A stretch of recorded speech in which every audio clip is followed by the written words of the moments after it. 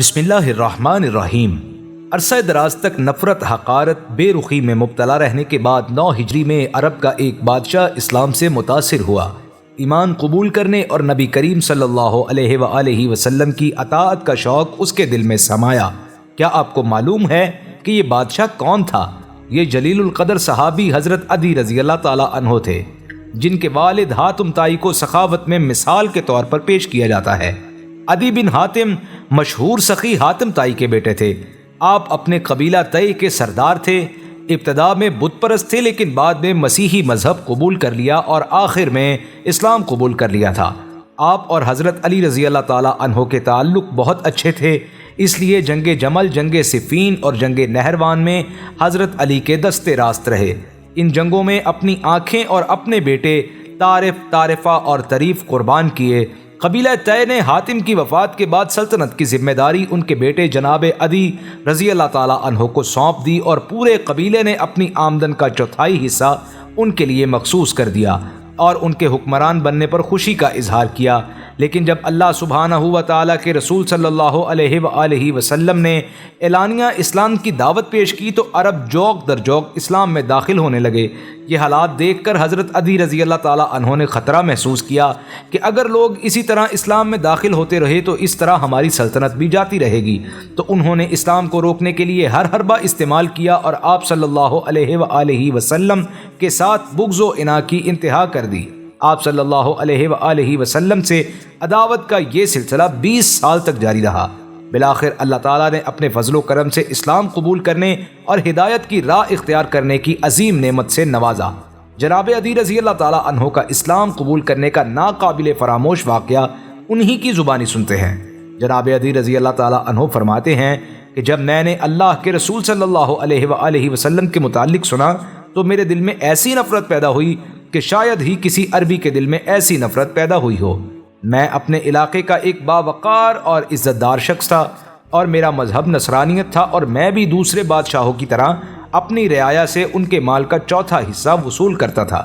پہلے تو میں نے اللہ کے رسول صلی اللہ علیہ وآلہ وسلم کی دعوت کی طرف نفرت کا ہی اظہار کیا اور کوئی پرواہ نہیں کی، لیکن جب آپ صلی اللہ علیہ وآلہ وسلم کی عزت اور شان میں اضافہ ہوا اور آپ صلی اللہ علیہ وآلہ وسلم کے لشکر کو عرب کی سرزمین پر فتوحات ملنا شروع ہوئی تو پھر میں نے اپنے دل میں خطرہ محسوس کیا اور اپنے بکریاں چرانے والے سے کہا، آج کے بعد طاقتور اونٹنیاں میرے لیے ہر دم تیار رکھو اور ایسی سدائی ہوئی ہوں کہ سفر میں کوئی تکلیف محسوس نہ ہو۔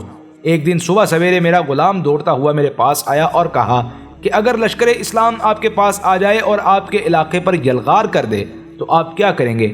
میں نے گھبراہٹ میں اس سے پوچھا کہ تم کیوں دریافت کر رہے ہو؟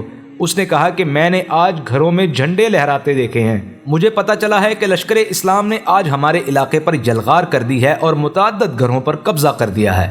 میں نے اپنی گرفتاری کا خطرہ محسوس کرتے ہوئے اس سے کہا کہ جلدی سے وہ اونٹنیاں میرے پاس لاؤ جن کا میں نے تمہیں تیار رکھنے کا حکم دیا ہے۔ وہ اسی وقت وہ اونٹنیاں میرے پاس لائی گئیں اور میں ان پر اپنے اہل خانہ کو لے کر سوار ہوا اور ملک شام کی طرف روانہ ہو گیا تاکہ میں اپنے ہم مذہب لوگوں کے پاس سکونت اختیار کر سکوں۔ ہوا یہ کہ میں اس جلد بازی میں اپنے تمام اہل خانہ کو لے کر نہیں جا سکا، لیکن جب میں خطرناک راستوں سے گزرا تو بعض لوگ راستے میں ہی ہلاک ہو گئے۔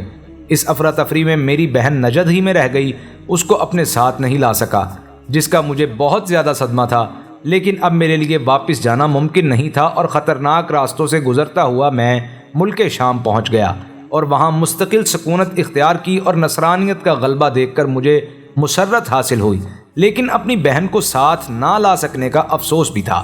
مجھے یہ اطلاع ملی کہ میرے جانے کے بعد رسول اللہ صلی اللہ علیہ وآلہ وسلم کے لشکر آئے اور میرے قبیلے کو فتح کر کے قیدی ساتھ لے گئے۔ ان قیدیوں میں حاتم طائی کی بیٹی اور میری بہن صفانہ بنت حاتم بھی تھی۔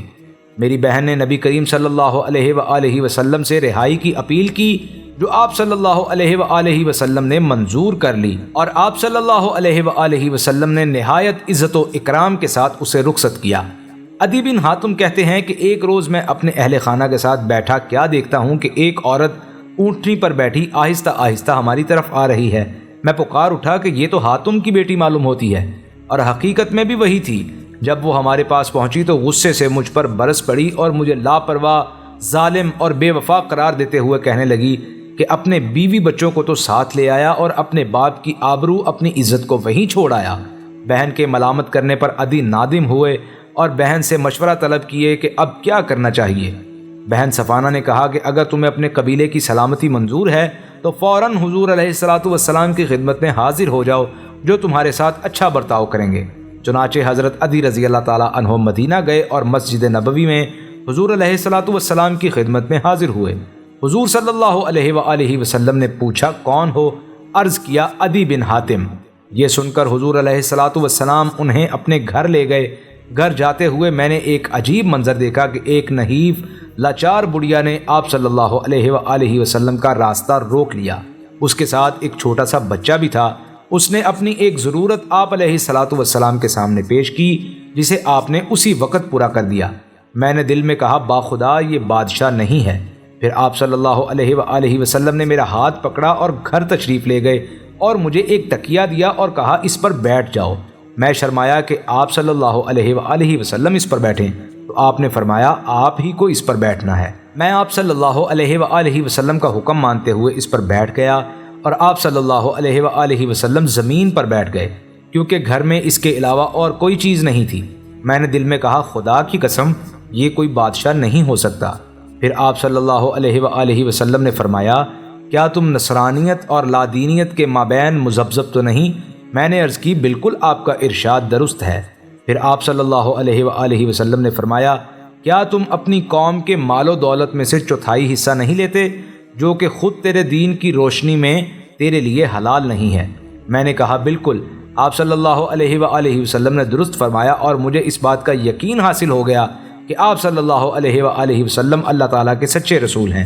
پھر آپ مجھ سے مخاطب ہوئے اور ارشاد فرمایا عدی شاید تجھے دین اسلام قبول کرنے سے مسلمانوں کی موجودہ حالت زار اور غربت و مفلسی روک رہی ہو۔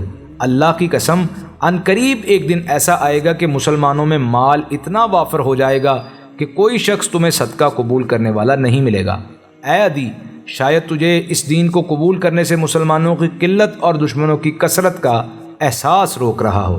اللہ کی قسم تم ان قریب سنو گے کہ پورے خطہ عرب میں اسلامی پرچم لہرائے گا اور ہر سو امن کا ایسا ماحول ہوگا کہ ایک عورت تنہا اپنی سواری پر قادسیہ سے روانہ ہوگی اور بے خطر سفر کرتی ہوئی مدینہ منورہ پہنچے گی۔ دوران سفر اللہ تعالیٰ کے سوا اس کے دل میں کسی کا ڈر نہ ہوگا۔ اے عدی شاید تجھے اس دین کو قبول کرنے سے یہ احساس روک رہا ہو کہ آج حکومت و سلطنت غیر مسلموں کے قبضہ میں ہے۔ اللہ کی قسم تم ان قریب یہ خبر سنو گے کہ سرزمین بابل کے سفید محلات کو مسلمانوں نے فتح کر لیا اور کسریٰ بن ہرمز کے خزانوں کو اپنے قبضے میں لے لیا ہے۔ میں نے تعجب سے دریافت کیا کسریٰ بن ہرمز کے خزانوں پر مسلمانوں کا قبضہ؟ آپ صلی اللہ علیہ وآلہ وسلم نے فرمایا ہاں، مسلمان کسریٰ بن ہرمز کے خزانوں پر قابض ہو جائیں گے۔ جناب عدی رضی اللہ تعالیٰ عنہ فرماتے ہیں کہ یہ باتیں سن کر میں بہت متاثر ہوا اور کلمہ شہادت پڑھ کر دائرہ اسلام میں داخل ہو گیا۔ حضرت عدی رضی اللہ تعالیٰ عنہ نے طویل عمر پائی۔ آپ اکثر فرمایا کرتے تھے کہ 2 نشانیاں تو پوری ہو چکی ہیں، تیسری ابھی باقی ہے، اللہ کی قسم وہ بھی پوری ہو کر رہے گی۔ میں نے بچشم خود دیکھا کہ ایک عورت تنہا اپنی سواری پر قادسیہ سے چلی اور بلا خوف و خطر سفر کرتی ہوئی مدینہ طیبہ تک پہنچ گئی، اور میں اس لشکر میں بذات خود موجود تھا جس نے کسریٰ کے خزانوں کو اپنے قبضے میں لیا، اور میں حلفیہ طور پر کہتا ہوں کہ تیسری نشانی بھی یقیناً پوری ہو کر رہے گی۔ اللہ سبحانہ و تعالیٰ نے اپنے پیارے نبی صلی اللہ علیہ وآلہ وسلم کو سچ کر دکھایا۔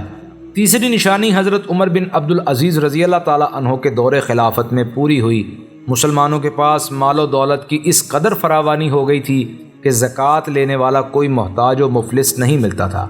بلا شبہ رسول اقدس صلی اللہ علیہ وآلہ وسلم نے سچ فرمایا، اور جناب عدی بن حاتم رضی اللہ تعالیٰ عنہ کی قسم بھی پوری ہو گئی۔